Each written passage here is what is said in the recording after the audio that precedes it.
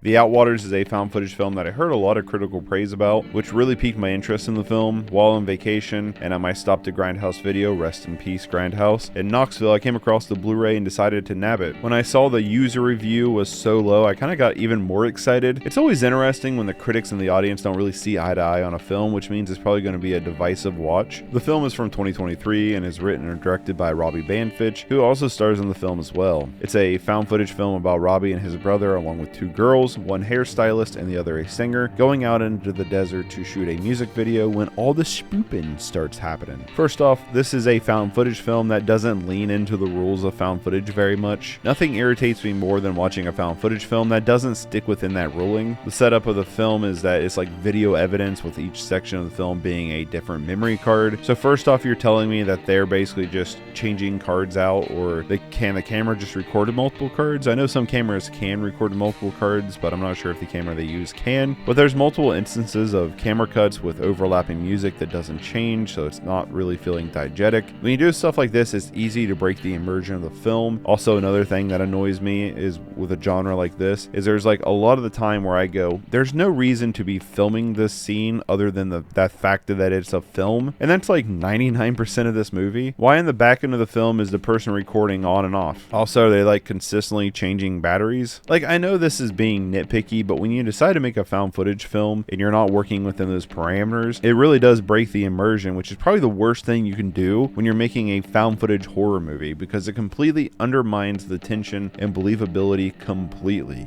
Another thing that really annoyed me with the film is that there's just so much of this film is shot in the dark with only a circle of light from a flashlight. This could have easily been used to do some really creepy moments or scares. Like, you could have played into it, but so much of it is just spinning around with a flashlight, or like just the flashlights laying on the ground or a bush. Like, yeah, you do get some interesting things with that concept at some points, but they're very few and far in between. These long periods are basically just watching a black screen with everything happening through the audio. That honestly kind of feels lazy to me. Like, I understand that in the desert like this, at night, the flashlight is going to be your light source. It adds to the realism of the whole found footage thing, but as a viewer, it can lead to frustrating moments, especially when you feel like they're doing this to more or less hide the budget rather than to do something cool with it. Maybe it's because I don't really buy into the realism of this film, so it comes off more as like a cheap move. Like, no lights, people will scream, and boom, light and blood. I will say there's very little character development, so you're never really invested into any of the cast. Most of the film is just the cameraman, and while it would make sense that you wouldn't really learn very much from found footage about the main cast, you don't really spend enough time with them to organically get the gist of them either. So when all the spoopy stuff happens, you don't care. I'm not going to go into spoilers with this one, but there are some interesting ideas toward the end of the film that I don't really think they capitalized on. And all I'm going to say is at some points I could see the string. There are some conceptual ideas here that are cool on paper, but in practice in this film they just didn't work for me. So much of the film is just random scenes. I felt like it dragged on and on and on and on and on and on and on and on and on and on and on and on and on. This could easily have been a 40-minute movie, and it probably would have been much better for it. The gore effects, if you want to call them that, just boils down to actors literally rolling around in fake blood, and that's pretty much it. I don't know. I wanted to like this because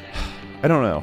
I wanted to like this because there's some interesting meat here for a found footage film. I went on Metacritic to read some of the positive reviews, and I don't agree with them. Pretty much everything positive they got out of the film, I didn't. I didn't find the film atmospheric, scary, or nightmarish. Sure, it's experimental, but that doesn't always mean it's good. And for me, it's a 3 out of 10.